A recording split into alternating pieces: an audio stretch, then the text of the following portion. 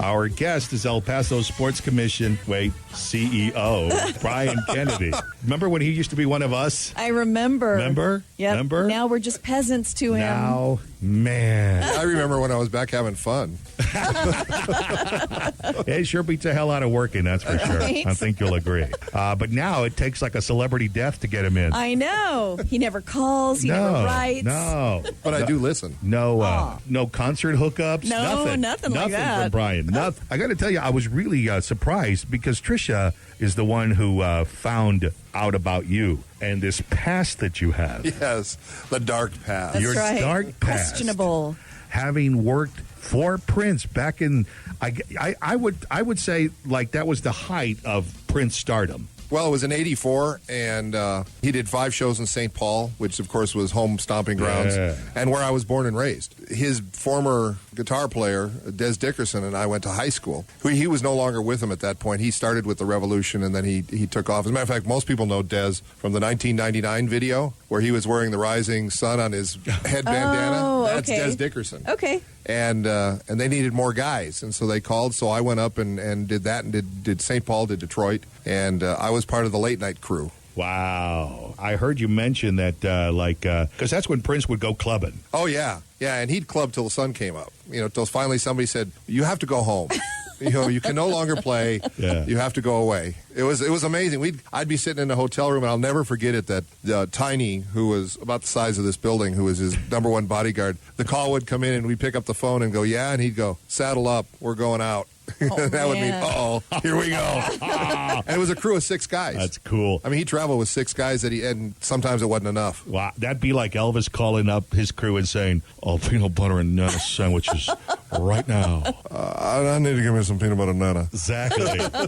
And it'd be like, saddle Here we up. go. Let's get on the Elvis airplane. Here we go. Yeah. He was amazing. He'd walk on stage in some little tiny club, and it would be almost empty, of course. And suddenly, a half an hour later, there was people waiting. I don't know how they found out about it, but suddenly there'd be people standing there, and he'd just walk up on stage and go, what do I want to play today? I think I'll play guitar. Oh, I think I'll play the piano, or, I'm going to go over here, and I'm going to play drums tonight. And so some nights he'd sit in on the drums, and the worst part is he was always better than everybody else at it. Yeah. Yeah, he was a musical genius, that's for sure. Was he born and raised in Minneapolis? Yeah, he was a Minneapolis kid. And he was hanging out, and at that point, Jimmy Jam and Terry Lewis were there, and Morris Day was there, and the whole Minneapolis sound was really coming together. Right. And they were all just kids from the neighborhood hanging out, but he was what a brilliant guy. So this was long before before the Paisley Park Studios, or right, long before that? No, long before that. This was '84 was right after Purple Rain came out. So he was just starting to do a lot of his own stuff. So where did he live back then? No one knows, because we were brought in for the tour, and there was very little information given. We would meet him at the venue. Really? Yeah, Oh, and his wow. guys would bust him in. And I think what happened, I said this before, I think the Purple Rain whole thing hit so big so fast that it was just like an avalanche, or a tidal wave. Suddenly it swept all over, and it's like, okay, all these people going crazy trying to get up next to him. Yeah. And he had to take a step back for safety, and also because, let's face it, that's a little scary. It is. Yeah, and he was already pretty well known for being like very standoffish, like very kind of reclusive anyway. Mm-hmm. Yeah, he was So- never a big one to go, hang out in the coffee shop and chat with you. Yeah. Right. Unless he was going door to door for his religion and knock on doors and Oh, okay. really? What did he do? Wow. proselytize. Yeah. He was Jehovah's Witness, Yeah, right? yeah. He'd go door to door, and the crew would have to, a couple bodyguards would be in the car waiting for him, and he No would actually go kidding. door to door, and because it was part of his religion. Oh my he'd God, be can like, you imagine? Can you imagine this is Prince? I know. I want to talk to you about Jesus. Yeah, and people are like, you look just like Prince. Yeah. Not too many Jehovah's Witnesses at the door with like one purple leg and one red leg on his pants. Yeah. It was a small glimpse of his genius, and it was amazing to brush up against it. He was something special. Did anything ever did fights or anything ever break out in those nightclubs when he would show up? Sometimes it would be people trying to get to him. I mean, they'd climb over each other to try and get to him, and he would sometimes he would stop and just say, "Knock that off. Don't do that." Yeah. Oh, That's wow. not what we're here for. everybody kind of go, wow, I just got chewed out by Prince. I guess I better stop. Right? How cool is that, right? Sorry. Yeah. My bad. I'll go sit over here. It was like the other day when we were talking about the guy who tweeted bad things about Samuel L. Jackson. Oh, yeah. And Jackson tweeted back in his defense, his side of the story, and then, told the guy to go you-know-what himself. And the guy was like, how cool. Samuel L. Jackson just told me to go F myself. Yeah. And he would bounce around the stage. He'd play guitar for a while. And as great as his bands were, and he always had the top-notch musicians. He'd sit in on somebody's, I'm going to play drums today. And he'd go, yeah, right, okay. And then he'd sit down and go, how come he's better than our normal drummer? Yeah. The guy, the superstar drummer that we have who's not quite as good as he is on drums. And then Prince would say, I'm going to play bass today. I'm going to play keyboards. And his last tour was him and a piano. Yeah. He played in Atlanta. That's right. Right. As a matter of fact, he was going to take that national. That was going to be a tour that he was about to embark on. Prince's piano tour. We talked about his love for pianos a few minutes ago. Exactly. So. And how there might be little baby pianos because of darling Nikki, Yeah, he does love him some piano. He does. and he loves loving pianos, too. At least in the mid-'80s he used to, for sure. Prince he was 5'2", and he's like the only guy that could walk into a bar in a midriff shirt and take your girl. What's your favorite Prince song? Sometimes it Snows in April, or Sign of the Times, or Black Sweat. Some of the little more. You like the obscure album cuts, huh? Yeah. But honestly, everybody says, when doves cry. Right. How could you not like that song? The problem everybody has, they've heard it so much. Yeah, it starts becoming kind of wallpaper, and that's why I think that a lot of like the obscure songs, you hear them and you go, oh wow, he really was a musician, because you hear the stuff on the radio so often, it just becomes kind of rote. Yeah, and I think the reason sometimes it Snows in April kind of popped in my head was because it's about loss. It's just, it makes you cry. It's a sad song. It's not something you necessarily want to play in morning drive because people be driving off the road, but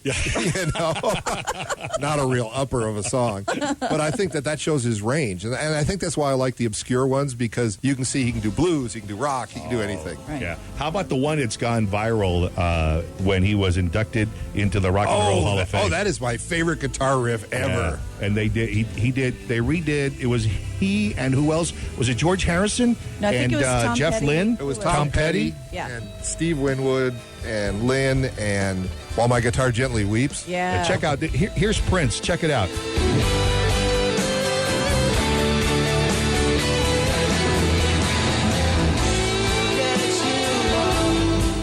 That guitar solo, it's probably the best guitar solo you've never really heard. Yeah. That is one of my favorite, and I was so glad that you guys had it on the website. That is one of my all-time favorite guitar solos. Yes. Because when you hear it, you just kind of go, is that Prince? And like you were saying, people in the industry knew he was this mega guitar player. Right. And sometimes he doesn't get the cred because he's a pop star. Well, he's a pop star. He doesn't know how to... Yeah. He does not get the credit for being just this marvelous guitar player. Listen to this.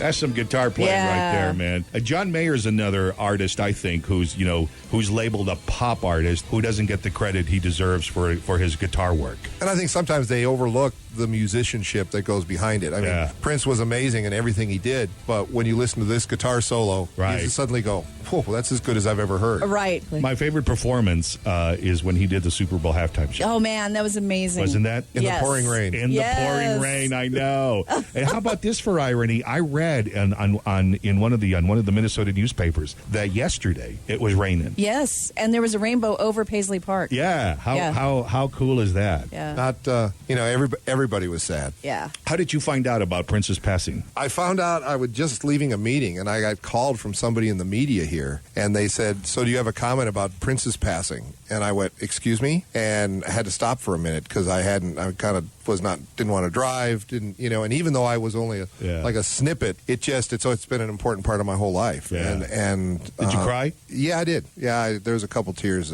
Were they purple? No, they weren't, but they should have been. Yeah. They should have been. It should have been a purple rain. And then I called my friend in Nashville, and we talked for a little bit. Yeah. But some of the guys he had such an effect on everybody. He was bigger than life. And did you immediately look it up to make sure that it was was real? Yeah, that was the very first thing I did. I went, okay, is this rumor? Is this real? Yeah. What, is this a hoax? Well, it was really especially weird. with the internet. They kill people off all the time on the internet. Well, it was really weird because I remember it was like right around 11 o'clock in the morning. Mike and I were getting ready to wrap things up and, head out. And all of a sudden, kind of like there was this major like buzz in the building. And it was like one of our coworkers was running down the hall saying they took down the website. And I was going, what are you guys talking about? Well, TMZ had put it up, but then they pulled it back down. And then they had gotten so much traffic that their website crashed. You crashed TMZ's website. Right? And so it took like a minute for them to get back up. Well, we're checking other sources, but they're all going off the TMZ story because they had the exclusive. And so next thing you know, like a minute later, I clicked TMZ again and it had popped up and I was going, oh my God, it's true. Yeah. And it just, first of all, it kind of sucked the air out of the room because everybody's like, what? And then it was like, go into work mode. We need to figure out what's going to be on the website, blah, blah, blah, this and that, whatever. But yeah, it was just so shocking. I saw some video of Minneapolis yesterday afternoon, and it reminded me of what I saw video of when Elvis Presley died. Right. And everybody just descended on Graceland. Right. It reminded me of that when I'm watching this video from Minneapolis with people just starting to descend on the Paisley Park studios. And First Avenue had an unbelievable party last night. Yeah. They did. And it's really weird. I was just in St. Paul a week ago. I mean, I came back Sunday. I'd been there for a couple of days, seeing friends and everything, and we went to First Avenue, to see a funk band, actually. Was that a Prince club? Yeah, First Avenue was really, that's the big club in town, and that's, almost all the videos you see are from First Avenue. Oh, wow, okay. And it's a huge club in St. Paul. It's right down the street from the new ballpark, too. How long total did you work for Prince as part Not of the very Bodyguard? long. It was a couple of months. A couple of months, just in this a certain portion of his. Yeah. It was like the Midwest. Part Yeah, it was the tour? Midwest part of it. They picked me up for a couple of dates, and I was like, Bodyguard number 7. Yeah. I was extremely famous of me. I'm that guy over there. You had an uncredited role. Yeah.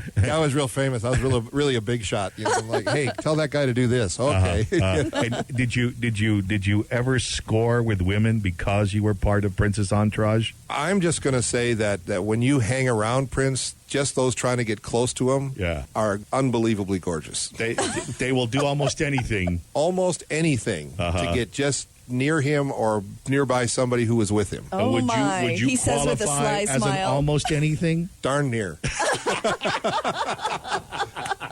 Honey, if you're really desperate, I'm over here. Yeah, it was stunning though. I mean, he'd walk in. Talk about a guy that could own a room. He could own a club. Yeah.